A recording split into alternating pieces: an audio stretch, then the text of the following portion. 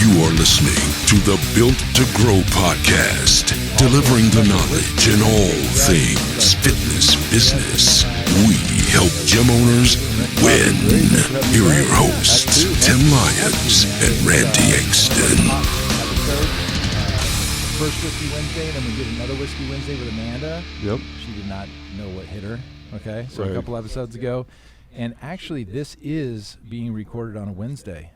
Yeah, I can only be here on Wednesdays from now on. It's very inconvenient, but I'm happy to do it. Yeah, for you guys. Anything for you guys. So we've got a lot of fun stuff to talk about. I think we've talked for the last hour about all kinds of stuff. So we're going to try to, filter what we talked about in the other room, bring it in here, and give you guys the goodies in here. So. Yeah. So Rick's made some big moves recently. I want to definitely talk about that. Great, love to. Yeah, we'll talk about that later. But Okay. We'll drive that point Sounds home. good. whenever It's your that show. is. I'll do what you want. You just tell me. Absolutely. Let's talk about Alloy. I know we kind of teased about it in the last time you were here, Yes. but you've made some big things happen, some big milestones. Where are we at today with the Alloy brand? Yeah, no, listen, I appreciate it. We have officially pivoted from a licensing model to a franchise. So Which is- licensing is sort of franchise light, if you will. Uh-huh. I think the big difference, because everyone asks, like, what's the difference between the two? And a license is really franchise light. But the big difference is you fly behind other people's banners. So you sort of power the business, but you're not the business, right? And so there's some good things about licensing, meaning we can put it anywhere we want. The challenge is that you can't control it at all. So if one of you guys asked me, hey, I want to go see an Alloy facility, depending on where you went, it would look drastically different because it's sort of being cherry makes sense. picked for the best parts, right? And that's good in some cases, but we feel like the best vehicle for what we have moving forward, and honestly to give our customers and our partners the best option for success is to put it in franchise structure. Okay.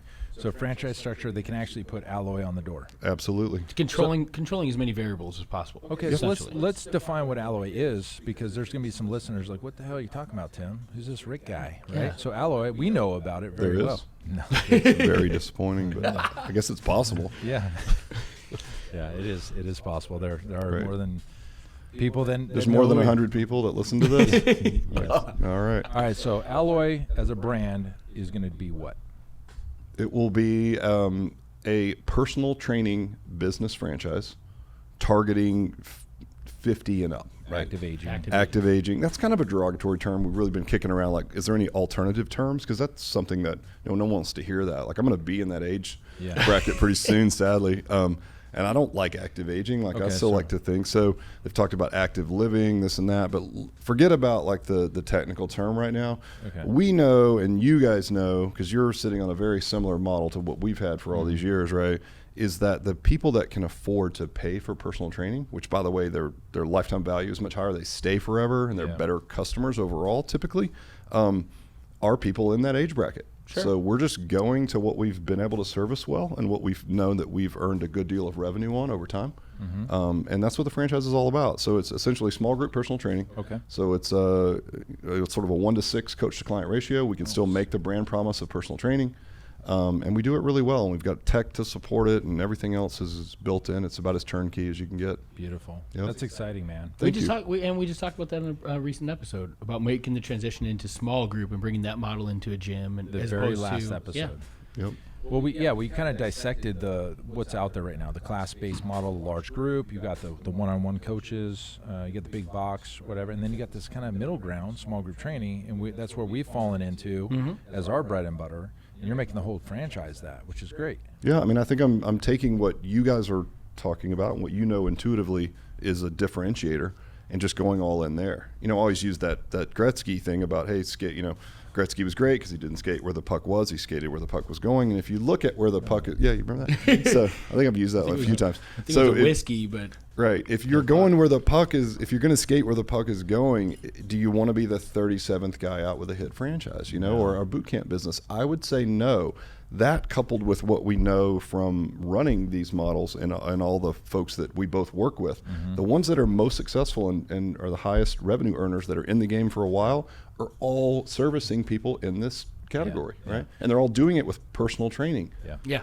We found that out a while ago when we did some numbers, right? And we talked about on the last episode where are the clients that are staying the longest, paying the most, and it's in that, let's call it older demographic, 50 to say 70, right? And we've got clients that have been here for 5, 6, 7, 8 years in that group, and they love it, and we love them, and it's just a great business model to stand on versus the turn and burn of the team training. And all, and we had Amanda on, and she talked about the Orange Theory turnover. It's about 7 months with her. We thought it was less. I asked her, I thought I heard it was 3 months. So the average client turns over in 7 months. 7 months in those, yeah. So when you think about this, like customer acquisition cost for us, from marketing to the door, it's about $500. Okay. That's probably too high. Like we I would admit that's high. We're in a market like you guys. It's saturated. It's busy. It's expensive. So if you're going to pay $500 to get a new customer in the door, and you're going to get them for 7 months at $150 a month, which would be an average price for a brand like that, right? Or would you want them at 38 months at $370 a month? I mean, it's like, listen, I know it's everybody wants to chase the sexy latest fad and be on the front edge of what's going on, but I would tell you that to me, that's not the front edge. That's where things are already happening. I don't want to go there. Yeah. Right. Well, let's talk about, let me play devil's advocate. Both you gentlemen have owned fitness facilities and obviously still actively do. I don't.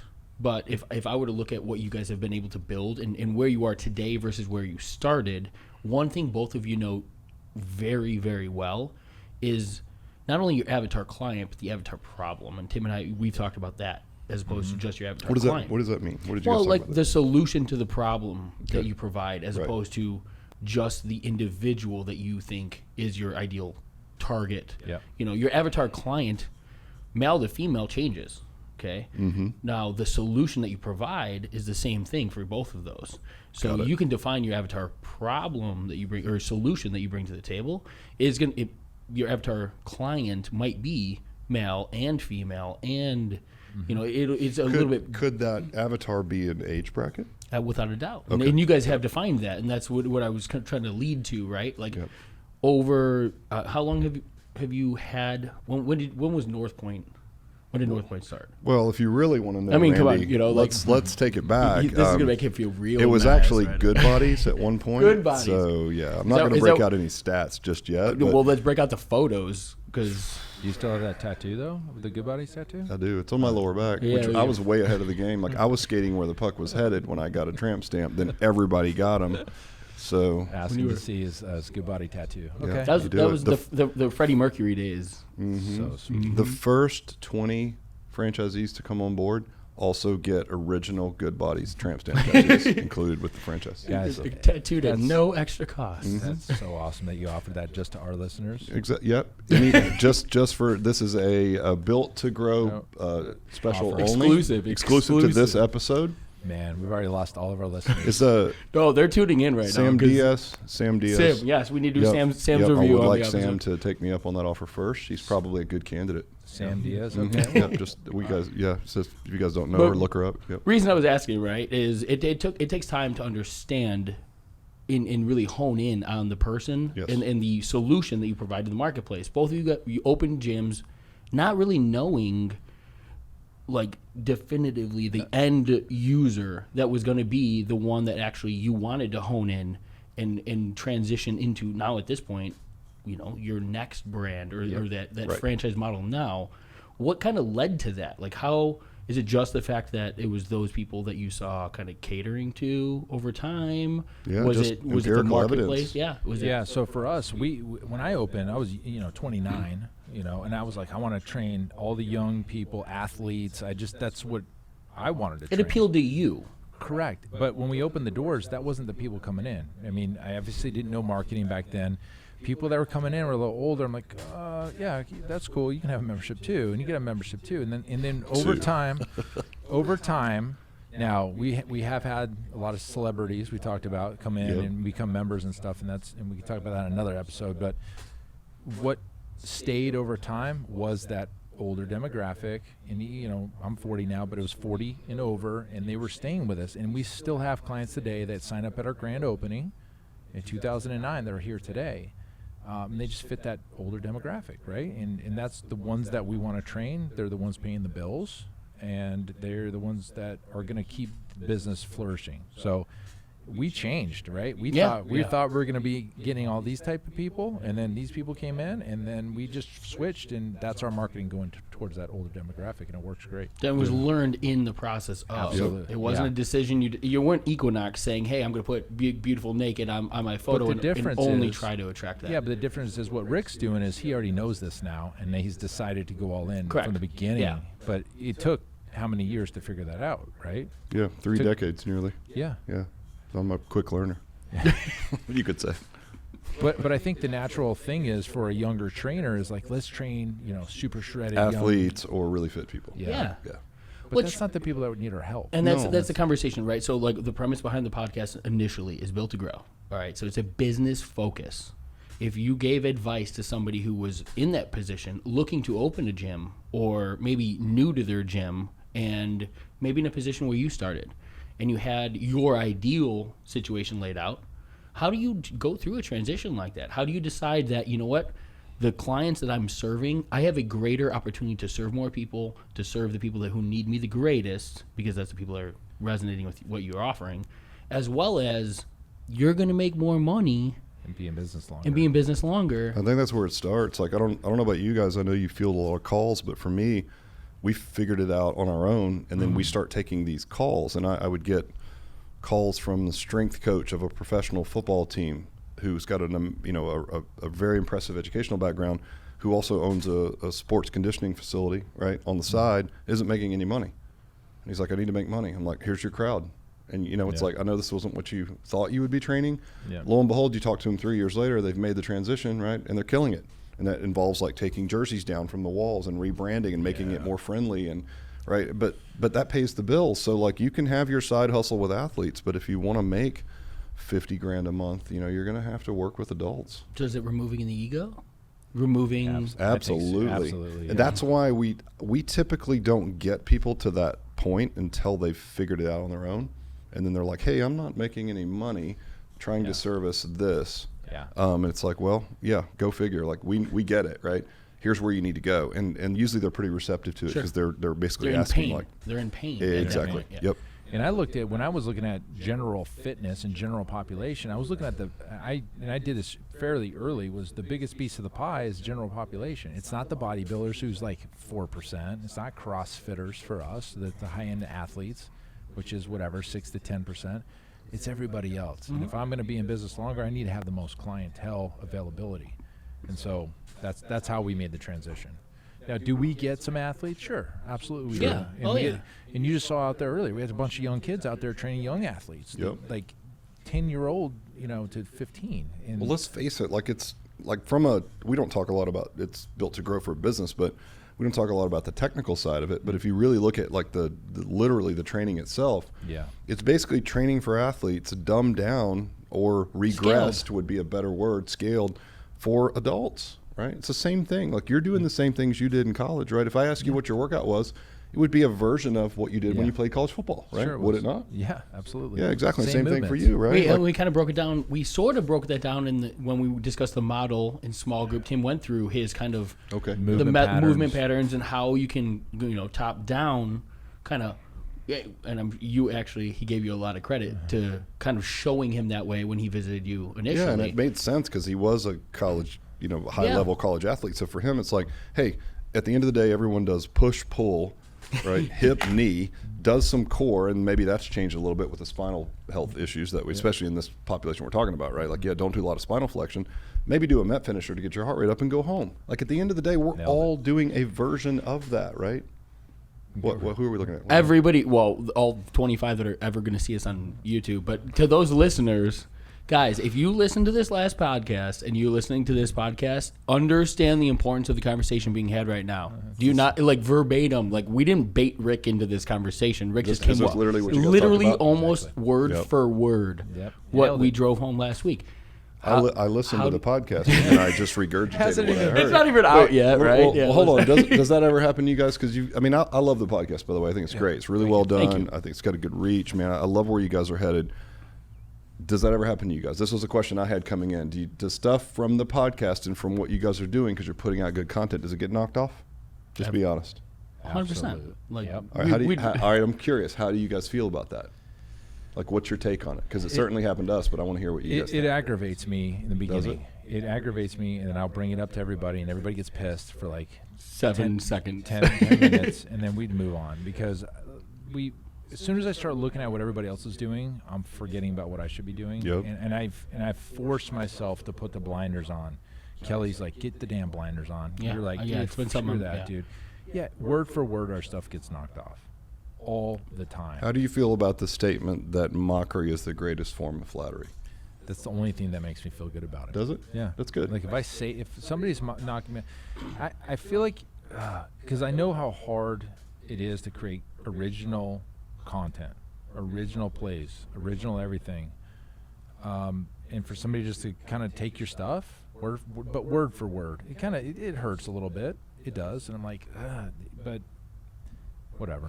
I go with the abundance mindset too. Mm-hmm. Like, there's going to be enough for everybody around here. But We talked about this earlier a Just little like, bit. come on. Like, you know, it's really good to approach any situation thinking that everyone's doing their best and they're not trying to do anything to harm you, right? Yeah. And I think ultimately that's probably correct most of the time. It's easy to Agreed. jump to conclusions, Sure. but you're going to be healthier and feel better if you don't jump to that conclusion, right? Right. So, and I see that too. So I baited you guys with the question. I see some of your stuff, you know, in other forums and other places. And I think it's a huge compliment. Like, I'm proud of you guys when I see it, Thanks, but man. I get why you would feel that way. So it's interesting, but that's a really good take. And I think that's for anybody listening in too. Like, if you own a gym in a local market and you just drives you nuts that the guy down the street, like, literally pulls your ads down and puts his graphics on it and all that. He's like, behind you. He's behind you. And if we have that in our market, you know, so we change our model and the guy down the street starts marketing something that is directed at the members that are going to be leaving our gym. And it's like, I kind of laugh at it like it's savage, you know, but I like it. Like, I get it. Like, I would do that if I was in that spot, if I was playing second fiddle, right? And I know that, I don't mean that derogatory, but like, he's marketing after the clients that are leaving your gym because you're changing your model. Correct. That's totally different than somebody just taking what you're running and running it themselves. That's correct. Yeah, that's way different. Because I've had gyms close in the area, and I would straight up target a 1 mile radius around their gym. Is your gym closing? And I'll put a picture of the gym. They're closing. I mean, what are they going to do? Yeah, there's nothing wrong with that. But Yeah. They're closing. But it's not like I took their name or took. I've said something on this podcast, and then literally a month later, I'll see it in an email directed at marketing to me because I am the gym owner. I am the client for the other person. Mm-hmm. Or like our event page. This is something we doing the Scottsdale event, right? I mean, you like helped me decide to do that, which is awesome. I put together a funnel with a sales letter right in the funnel, and then I get an email with the exact stuff that is in my funnel or my sales page in the email and on the funnel. I'm like, it's essentially written in house. Like, it wasn't like it came from a copywriter that's doing it for a bunch of people. I wrote it out of my head. Exactly. I gave it to you. I'm like, dude, I just wrote this letter, put it in the funnel, and now it's being marketed back to me. It's whatever. I mean, So I'm scarcity, you know, being so deeply rooted in mindset, right? I don't care about our competition. I don't pay attention to the competition. I'm all about an abundance-based mindset. I believe that there's enough clientele for everybody. But I'm a big proponent, and I can understand for the same reason that I'm huge in coaching, and personally, I've paid for coaching. Aside from business, aside from whatever, my own life. Obviously, we're proponents for coaching when it comes to business because, you know, that's something that we've, Tim, through you, through others, have accelerated his growth through. You go to a coach and you pay them to learn from them. But I still believe in the third kind of, the distant one of stealing like an artist. There's a great book called Steal Like an Artist. But the idea is, and you know, we could talk to the Russell Brunson methodology of the funnel hacker and things like that. There is a and people need to understand this. There's a difference between looking at a process, looking at something, and understanding the premise behind it versus plagiarism and copying. Yeah. And that's where I draw the line. You want to have integrity, then do it right. You want to do it lazy and think that you're going to get ahead by doing exactly what somebody else has done, then take and steal from them. That's the definitive. So, do I pay attention to them? Hell no. Because the second I take my eyes off of what's in front of me, I've lost, and they get power. Yep. But at the end of the day, am I not aware of the fact that somebody's taking literally word for word some of the things that we say or all of it's the industry we're in. Marketing, you talking to the fitness stuff. The podcast is one thing. We're giving away value. We're not making money off of this directly. We're giving this. About the check. Shit. Good to see you guys. Wait, whose signature? But ultimately, give away as much value as possible. Right. Like we're here doing that. If somebody what we're here to do. feels that they can get ahead by doing the same thing, literally using the same verbiage that we're saying, that's on good them. verbiage. You mind if I knock some things off? You can do whatever you want. I'm on a creative lapse right now. Maybe I could just steal some stuff. Do you mind? You could steal. Since you guys are really nice about it, I figured I would give it a whirl. We're so giving. Appreciate it. It's easier to just copy somebody. Just do that. But is it right? Good advice out there, kids. You hear that? Copy the person next to you in middle school and just keep going. Here's a quick question for Rick. Like, we're gonna flip this, right? Yep. We talked about that, but where do you see? Because this is a big question. Like, where's the industry going? Because I've seen some people talking about some group trainings going away, or you're going to small group only, or whatever. Like, what is large group training going away? I mean, what do you think? I don't think it's going away. I just think there's something happening to it, right? So I think if you want to make money with it, it's going to be more difficult. So this is my take on it, right or wrong, and time will tell, right? I think there's some commoditization, for lack of better terms, and I've heard that term thrown around group training before, but it looks a lot like Group X looked like in the 80s, right? So there used to be standalone group exercise studios that would be like, when we say Les Mills, I mean, they do a great job. You put Group X in your gym, but people used to monetize it, right? As its own business. Yeah. You think about like Jazzercise as a standalone, right? Yeah. And so that's still around, barely, but there were group exercise studios that you paid a pretty penny to go to, right? And they just did that. And then because they were popular, then the large gym models jumped on board, not unlike what's going on with group training now.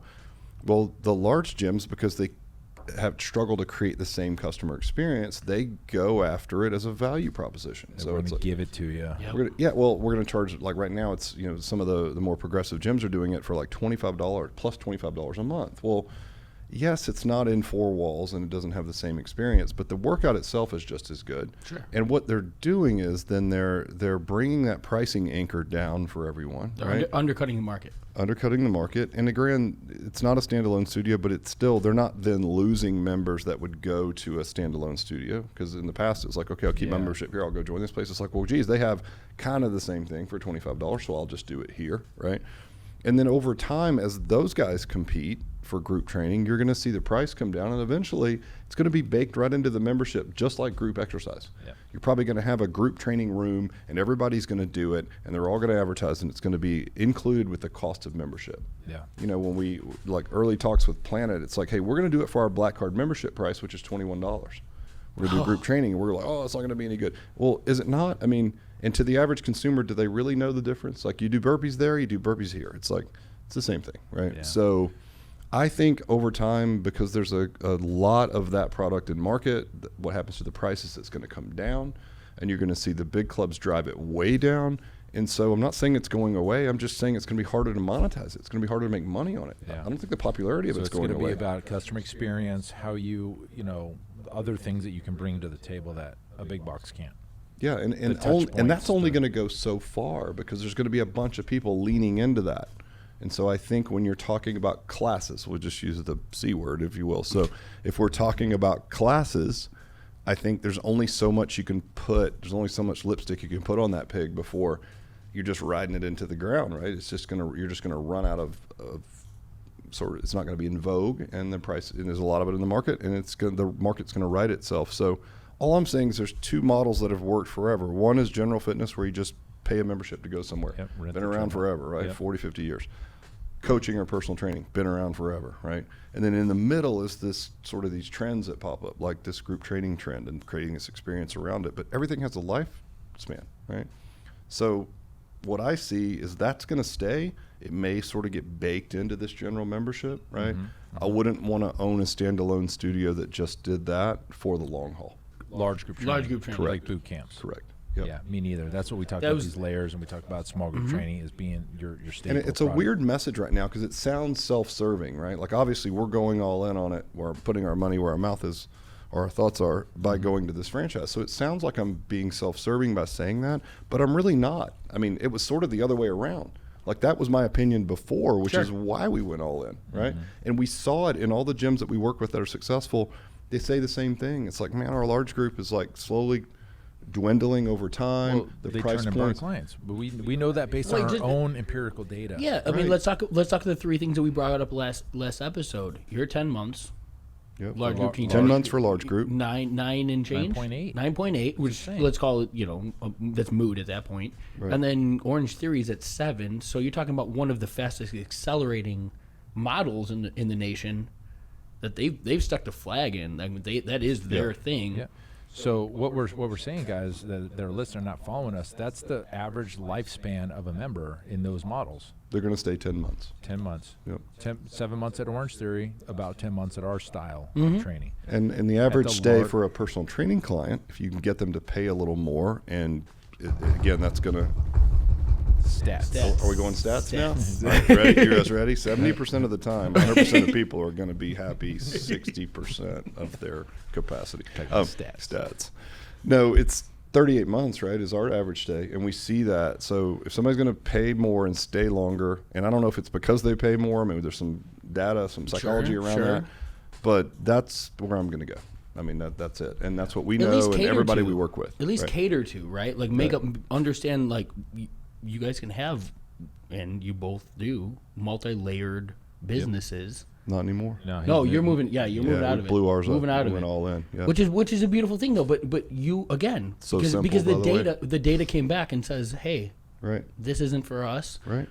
And then to speak to the people that are coming in the door, and it makes the most sense for you. Numbers don't lie. Like, that's the beauty of data and stats. Well, going over the numbers here at our facility, talking to Zach, we've seriously considered getting rid of team training. Right, because your line item of revenue that's driving your entire gym is basically what we're basing our franchise around, right? Yeah. That's why we're going there. Like 90% of our revenue in our ridiculously high revenue facility all came from small group personal training, which at that time was 2 to 4. We tried a bunch of other numbers. You can go up to 6 if you don't have team training in there that you have to differentiate it from, right?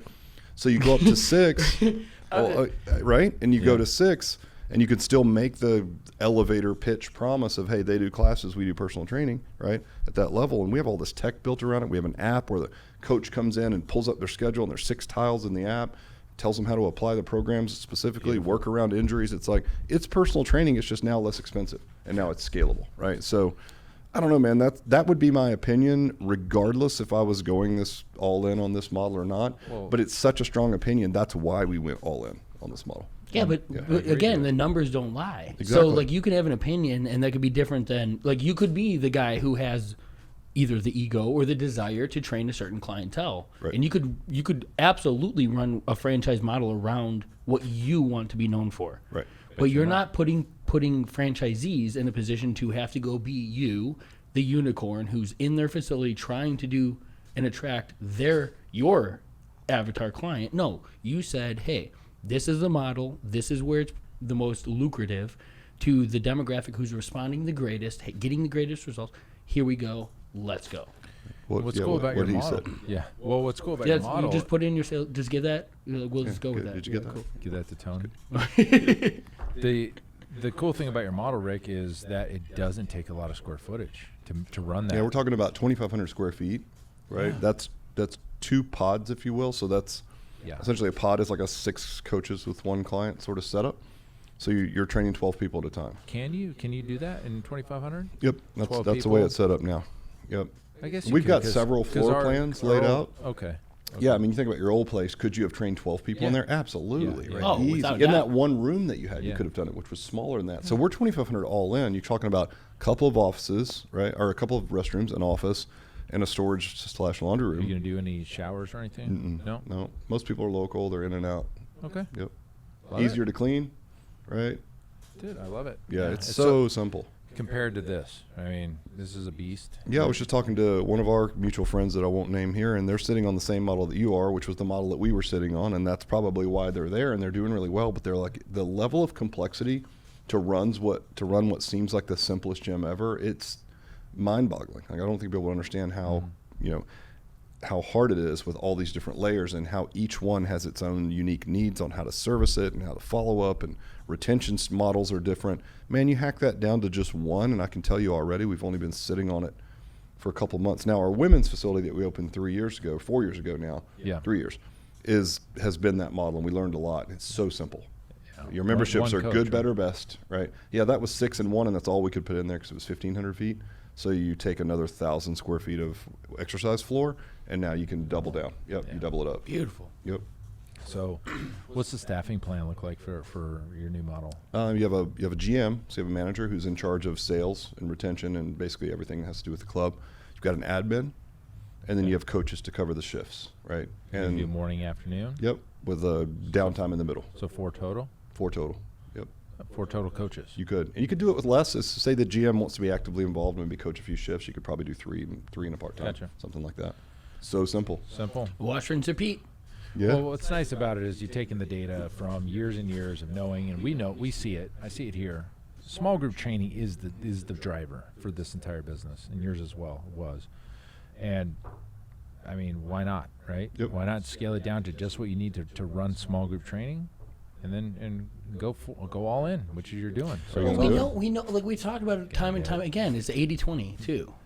You know what I mean? Like the attraction to go build the 80% that's going to pay you 20% versus bringing in the 20% that's going to pay you 80. From an attraction standpoint, it's a no-brainer.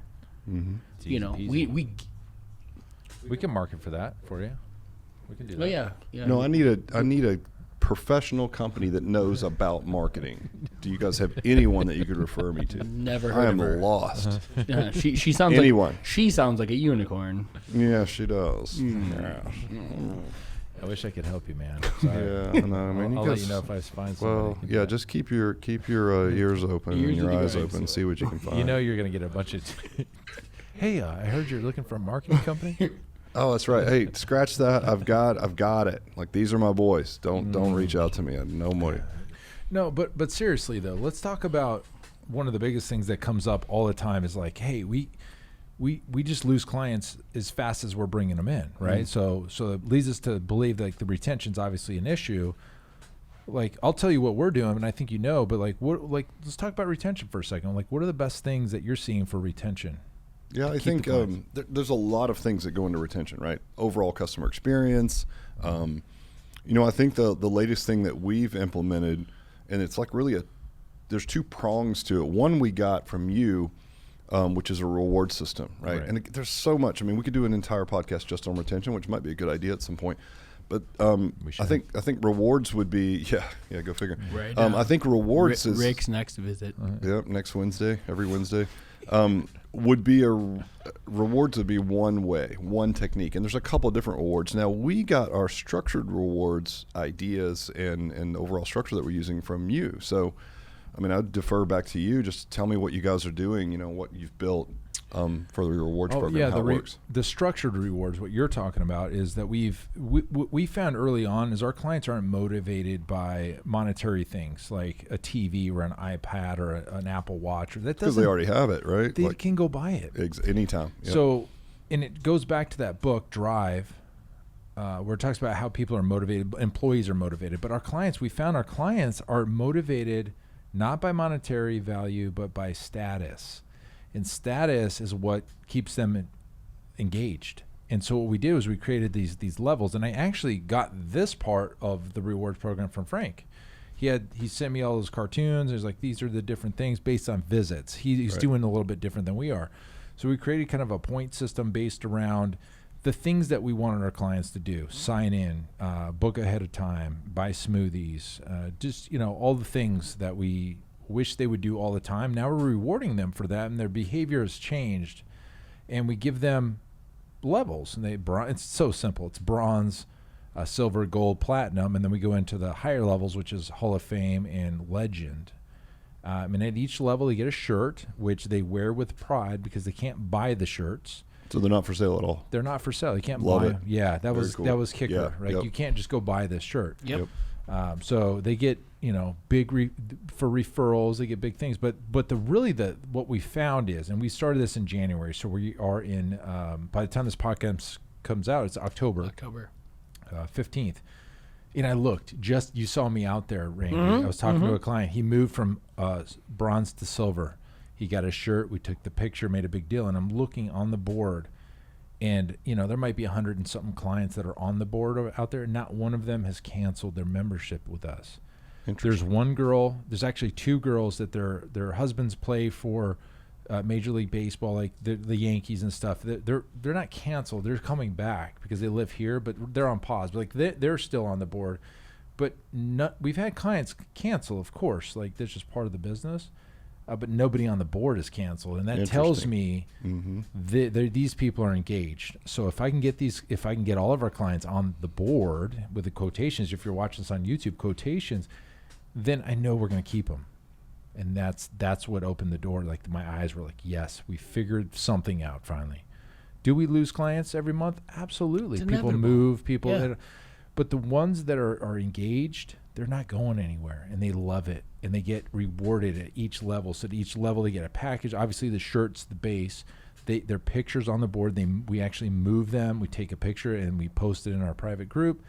They get water bottles and backpacks and other cool stuff, smoothies, and they get referral cards to give like for free memberships to their friends and family, which helps us, all just for being on the board. And it's all done automatically through Perkville, through the MindBody app, and it's seamless. So that's, I would say, the biggest thing that we've done here at this gym, and it just happened. I mean, been in business 10 years now, so it took us 9 years to figure this out. We just started in January, a rewards program, but based on status, not monetary, status. Yeah, I love it. So we did something similar. We took your structure, we added one more level of automation. So also tying MindBody to Perkville, and then there's one more automation, and it's basically where the rewards can be redeemed. So instead of redeeming the rewards like in the gym only, right? It's like you can use them for Starbucks gift cards and movies. It's almost like credit card rewards. Like you can use them for stuff that you'll actually use that you like is kind of the idea behind it. But we took the same point system that you're using, right? And you just essentially, to anyone listening, heavily weight the behaviors, because I really look at systematic rewards as a way to drive behavior in a positive way and reinforce good behavior. Reward the highest point levels to the behaviors that you value the most. And so obviously like a direct referral or a 5-star Google or Facebook review, those type of things, right? So when you build out your rewards, you can automate it and then just really heavily weight the things that are very important to your business. And you helped us kind of build that structure, so we were off and running. So I love it. Appreciate you guys for that, for coming up with that idea. And it's something that every business should do. I look at it as something that's going to move the needle. It's going to make the business a little stickier over time, right? Kicker, stickier. Yep, exactly. It's going to be a kickier, stickier. I like that. It's going to be a little bit stickier over time, and that's good. I think it is going to move the needle a little bit. Now, I mentioned that there's like a two-pronged approach to rewards, right? So for us, we think systematic rewards are like just give you the right to even be in business. Like that's what you get at your ice cream shop and all, and I think we should all be doing that, right? Shame on me for not doing it before. It took you 9 years. It only took me 30, so like we're just a hair behind you. But there's another type of rewards that we've implemented, and we stole the concept from the Ritz-Carlton, which, as you know, is world renowned for their customer service and what they do for customer experience, right? So the campaign is called Surprisingly Personable, and that's the term that we literally took from Ritz-Carlton. Sure. And what it is what we know from actual studies in scientific behavioral science and data. The book Moments, I think, for anyone listening, from Dan and Chip Heath, is a great book. And in that book, they literally talk about the way to create what they call peaks and pits, right? And peaks are like these high points in your business, right? And pits are low points. And they've proven in studies that if you can create a really high peak, it will offset the pits in your business. So they did a study at Disney, right? They sent families to Disney for a week. They paid for it, and they said, listen, 4 times throughout the day for 7 days in a row, we want you to rate on a 1 through 10 tell us what you're doing and tell us what your experience is. So as you can imagine, I'm standing on line with my kids. It's hot as crap. I'm waiting for the Harry Potter ride. I'm sweating my balls off. It's terrible. Sucks. That's a 2 or 1 at most, right? And they try to do their best to come around and say, like, listen, We've there's been a Disney character that comes around and takes care of you. You're like, it's hot, right? Yeah. So that's a 1. But then later you're having ice cream with your kid. It's like and then churros, a princess comes churros. by, and that's a 10, right? And so what's interesting is when the week is over, they can easily come up with an average score day over day, right? So the average score was right in the middle. It was like a 5. By the time you added up all the peaks at high and pits at 10, it was it was like a 5, right? Okay. But if they asked the customers, like the final answer, after they had left, they gave them a few weeks to sort of gather their thoughts. And like, overall, 1 through 10, how would you rate your Disney experience? It was all 9s and 10s. Yeah. Sure. So there was proof there, scientific proof. It was a pretty big study that the peaks, if they're good enough, if they're really, really good, they'll outweigh the pits. Your lasting memory, the experience that the Which is client left interesting. with after long term, not like, because this is the thing. It's not, you're not doing a survey at the end of the specific session that the client went through. Right. It's their exits. Right. And it's how it's the tricks that your mind plays when there's a really, really high. Sure. It will offset the pits. And so when you look at that through the lens of a normal business, we all have pits and peaks, right? Like, we're trying to do a great job with everybody that comes in every single time, but listen, things happen. So there's going to be times when a towel's not like it should be, or maybe some trainer's having an off day, and that's going to be a pit, right? It happens. But the key is, and what we have to remember is, you should work really hard to create peaks. Now, piggybacking on that, if you look at what most clubs do in that, or not clubs, but businesses in that book, they use the Net Promoter Score as an example. Yeah. And you guys know that's like a 1 through 6 is a detractor, right? 7, 8 neutral. 7, 8 neutral, 9, 10 promoter, right? And a detractor with someone who's in your business but isn't happy, probably not speaking fondly of you, so you wonder why they're still there, but they are. There's people in the middle, and then there's your high levels, right? What most companies do is they chase around the squeaky wheel. So they spend a lot of time, energy, and resources trying to make your 1 through 5s maybe happy. Fix the problem. Fix the problem, right? And what they miss the opportunity, and what they don't do, is because they're spending all their time and resources here, is they don't take their 6, 7, 8s, if you will, or 7, 8s, and move them up the ladder, right? So they don't create enough peaks for their regulars because they're too busy chasing around the squeaky wheels, trying not to piss people off or trying to catch people as they're 1 foot out the door. Well, the interesting thing about the economics of that show that the low-end people are only going to move up so far. You're rarely going to get somebody from a 2 to a 10. They're not going to get there. So, and moving them up from a 2 to a 5 is marginally better. Yeah. But your 6, 7, 8s, if you can move them up to promoters, they're going to spend 3 times more on average in your business. So you just leave those guys alone. Haters going to hate kind of thing, right? I mean, you can't fix Haters going to hate. You're always going to have somebody Well, and who some people are just wired that way. Right. Exactly. They're just you not can't happy. fix every situation, but cater to those that are bought in. Yeah, and Haters- so what I would haters say, gonna hate. haters going to hate. That's straight out of the ATL, by the way. South, ATL. Chicago, yep. Hashtag. Haters can hate. Yeah. Anyway, so the way I think about that is, like, I've got people that come to my gym 3 days a week. They've been there 5, 10 years. And I'm just like, oh, that's Tim. He comes in. He's never going to quit. There's Randy. We've been seeing him forever. You take him for granted. Yeah, I hate to admit that, but you do. definitely. So what you don't do is you don't go way above and beyond to create peaks for those people because you assume they're okay. So you spend all your time and energy worried about these people that are leaving in these squeaky wheels. And it's like, man, like, what about the person who's standing right in front of you who's a really good customer who's maybe on the fence? They're kind of blasé. They've been there forever. They're maybe not reaching their goals right now. It's just the nature of the beast, right? Yep. How do you move them to promoter? That's what you should be spending your time and energy on. So How do you do it? Right. So that's it. So it goes back to surprisingly personable. So here's what we do. We set aside a budget of $300 a month, right? It has to be spent. And the reason I say that is because, believe it or not, even though you give somebody money to gift clients, they won't spend it. Yep. It's just crazy. It's like, come on, So you guys. give the $300 to your team. It's a budget for our team that has to be spent month over month, $300, and it has to be spent on something that's surprisingly personable. What that means is, or what that's not, is a birthday card. You're going to get that from your dentist, right? That's not surprisingly personable. Yep. So examples would be, we have an older clientele, so maybe we have a client that left an iPod Shuffle, the little tiny iPod, right? And they thought they left it at the gym. Nobody could find it. She couldn't find it. We don't know where it went. Doesn't matter.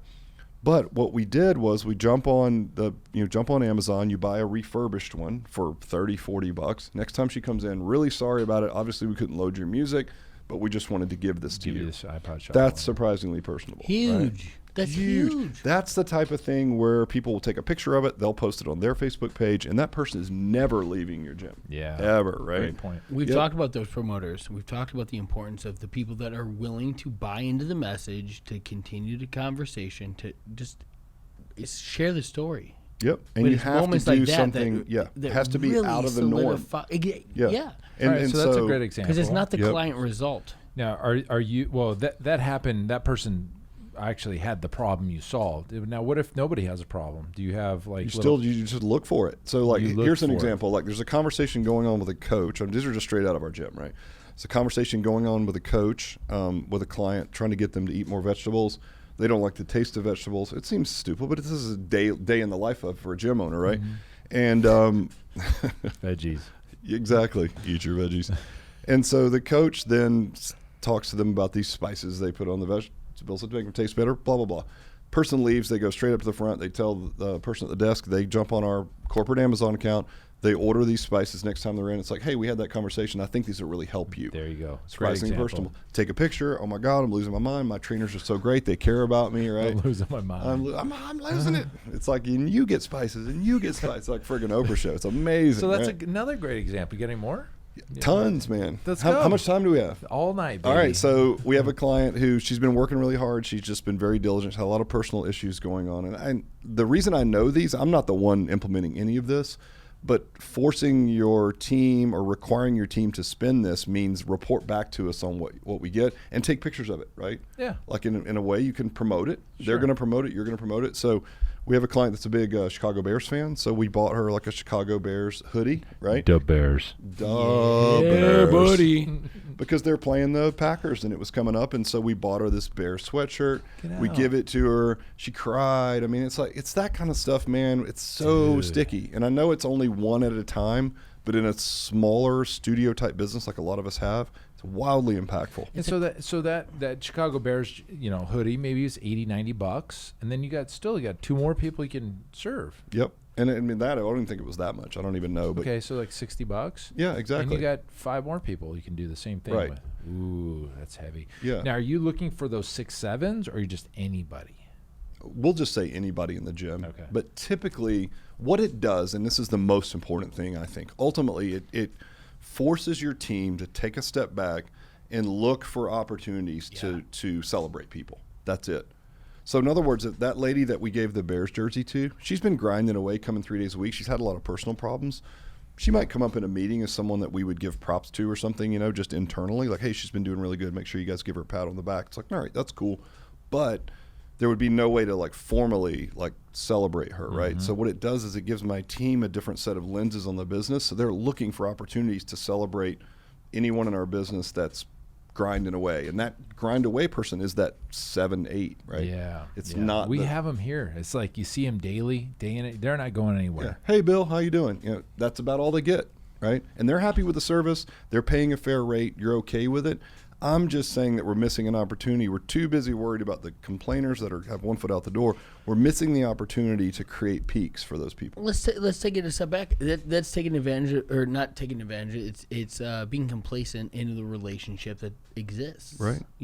Every relationship has peaks and valleys. It does. And more often than not, it's really easy to shine a light when you know there's a problem. Right. Yep. But we take advantage of those middle, when things are good.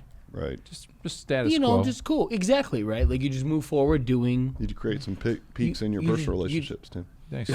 This is a peak for me. I'm peaking right Yeah. now. I don't know if you guys can tell, but I'm actually right now peaking. Well, you should Can you be tell? between the two of us. When we send you the about survey, in 2 weeks, you're going to rate us at 9 or 10, right? 9 or 10. Yeah, but in actuality, it was like a 3. But I love you guys, and I'm going to remember the fun things. Dinner that you did. is going to be fucking extraordinary. It's going to be a for 9 him. or a It's gonna 10. be expensive. It's going to be expensive. It's going to be a It 10 is. for him, It so is. that there's no 3. Yeah, exactly. I'm worried about the bill. But that's really what it comes down to. It's because it's not about business 101. Everybody is a 10 or a 0. It's really easy to recognize the 10s and the 0s. It's the 5, 6, 7, 8s that just kind of flow through and your you're business. shocked when you find out how many times have you had a customer leave that's a regular and it stings. It punches you right in the gut. I knew him personally. They're That was leaving? a friend of mine. But if that you was really dig in, you're like, we could have done a little bit more. Yeah, but I didn't say something that I didn't recognize or step in when maybe I should have. That's a good takeaway. Really Good great takeaway. takeaway. Thanks, Rick, for sharing that, because I think anybody listening would have those people in their gym right now. Bill, John, Debbie, whoever. Ton of them. You see them all the time. So surprisingly surprisingly personable, right out of the Ritz-Carlton handbook. Why not borrow from the best? Perfect. Great. Love it. So that's a great point. I mean, I think anybody listening can use that. We're going to use that. I mean, we've talked about it, but now to identify the person, you got to really listen. Like the Bears deal, right? Yep. We're having a tough time, or the spices. Like, I mean, you said you got a bunch. I mean, those open your eyes really quick. It can be anything. We had a teacher that retired after like 30-something years, so we bought her a bottle of wine and like a funny little plaque or something like that. It was probably $25, but the gesture to her, because she's been a client forever and a day, and she and her husband steady 3 days a week forever. We love her, but like, will we really celebrate her otherwise? No. But to be able to publicly celebrate, and listen, you post that on your private Facebook page. Totally. Everyone that knows her in the gym, because she's been there for 20 years, all piles on, oh my God, congratulations, I love this. And your logo's sitting on there on every picture. Exactly. I'm sorry, Exactly. like it all equates. Like, client experience is so much about recognition. Yeah. So much about recognition. The reason that you have the boards that are retention their and hand- you their can, picture it's on there. retention. We've talked about this. I've used the Jim Rohns. People will die for a paycheck, or people will work for a paycheck. They'll die for recognition. There's something to be said about, like, even in the norm, even about being in the kind of like the average clientele, but highlight that client for just being there. Beautiful. And show them that, hey, you know what? You're not just another number. Mm-hmm. And that's why they'll spend more with you than go over to the big box. That's right? exactly it. They're not it's getting a Bears relationship. sweatshirt at the big box. It's a relationship. Why does it got to be the Bears, man? I mean, it could be Cowboys. It'd be worth a lot more. We couldn't afford the it Cowboys, so could we got be- the it Bears could be on worth fucking half discounts. of Nobody's half buying of- Bears shit. I think we got it for like $12. Don't tell her. Cowboy stuff was like $500-$600. We couldn't even afford it. It was a 2-month thing. Square because off they're that. actually they still play football there, so it's just different. Yeah. Oh, Still have a team. the jabs. Yep. Awesome. Well, dude, He doesn't even live in Texas. Yeah. I know. Doesn't even live in Texas. I was like barely even there. I was barely born there, but like if my dad heard Hey, me I not appre- say I was I from appre- Texas, I though, to be held to pay. appreciate So you knowing have your to roots. say, yep. I would be. Did you grow up in Chicago? Yeah, 100%. But I'd be calling the cop the pot calls kettle black type of situation if I didn't realize Wait, the fact the that I cops live. calling the what? The who? No, that's your team. I'm living in Arizona, born and raised in Chicago, but I know my roots. I respect the fact that you're a Cowboys fan living in Atlanta. Hashtag Texas. Hashtag cops calling Falcons pots. Exactly. Cowboys. And that's about it. I think That's that'll all do it. yeah, We're going to go to well. dinner. Great talking to everyone. No. Surprisingly, this was surprisingly personable podcast, I will say. And I'm going to rate you guys, though it was a 3 or maybe 2.5 overall, I'm going to rate you guys a solid 6. Guaranteed. Guaranteed. All right, Rick, thanks for coming on the show. As brother. always, Whiskey Wednesday, guys. You got My boys, I appreciate it. All kidding aside, dude, great work. Keep up the good work. I love it, man. Appreciate it. All right, guys. We'll see you guys on the next episode. Bye. Peace.